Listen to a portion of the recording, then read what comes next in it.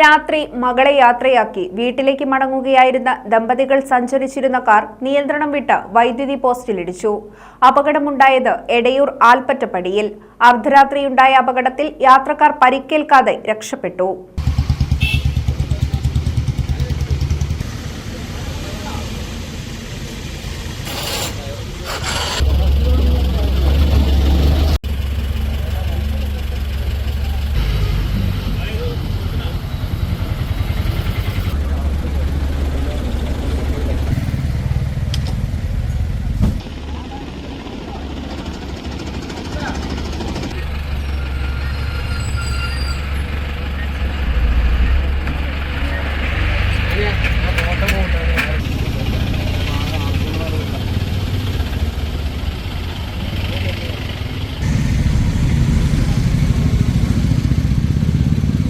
സംസ്ഥാനപാത 73-ലെ എടയൂർ ആൽപ്പറ്റപ്പടിയിൽ രാത്രി 1 മണിയോടെയാണ് അപകടമുണ്ടായത്. തിരുവനന്തപുരത്തേക്ക് പോകുന്ന മകളെ യാത്രയാക്കാൻ പെരിന്തൽമണ്ണയിൽ പോയി മടങ്ങിവരികയായിരുന്ന എടയൂർ പൂക്കാട്ടിരി സ്വദേശികളായ ദമ്പതികളാണ് കാറിലുണ്ടായിരുന്നത്.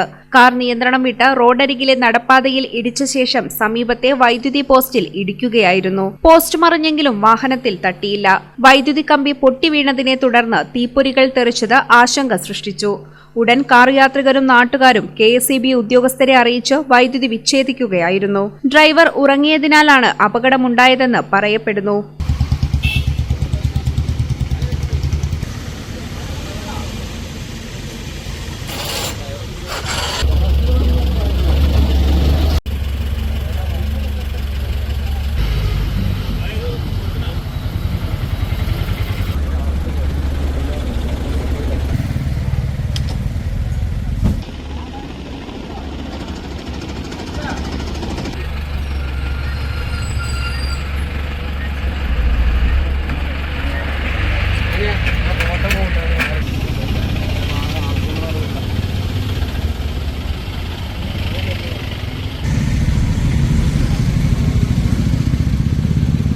Editor live Valanchery.